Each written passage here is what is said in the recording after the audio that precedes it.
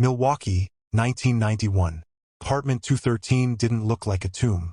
It didn't smell like one either.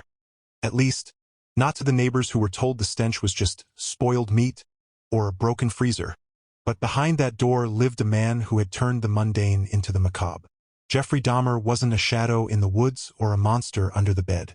He was the polite, blonde man offering you a beer.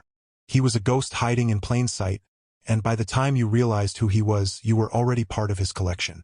It started with a morbid curiosity that never found its brakes. As a child, Dahmer didn't play with toys.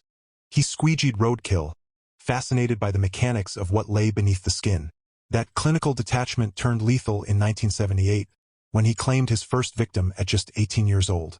But his peak began in the late 80s in Milwaukee's gay bars and malls.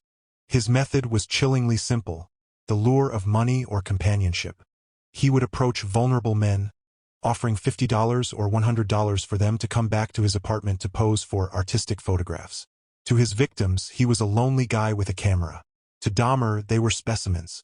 Once inside, he would lace their drinks with sedative, halcyon, turning a photo shoot into a waking nightmare. What happened next defied human comprehension. Dahmer wasn't just a killer. He was a human taxidermist. Driven by a desperate, pathological need to never be abandoned, he sought to create living zombies through horrific amateur neurosurgery, hoping to keep his victims in a permanent, compliant state. When that failed, the murders followed. But for Jeffrey, death wasn't the end. He kept trophies, skulls in his closet, hands in his freezer, and a vat of acid in the corner of his living room. He lived among the remains, eating dinner inches away from the evidence of his own depravity, convinced he had finally achieved total control over those who could no longer leave him.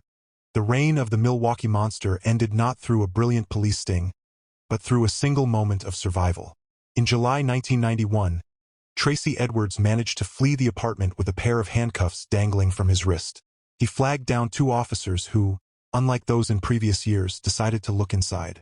When they opened Dahmer's drawer and found a collection of Polaroids, not of art, but of human remains, the mask finally shattered. Dahmer's story ended in a prison shower in 1994, at the end of a metal bar held by a fellow inmate. He left behind 17 victims and a chilling reminder. The most dangerous monsters aren't the ones who growl. They are the ones who invite you in for a drink, smile, and lock the door behind you.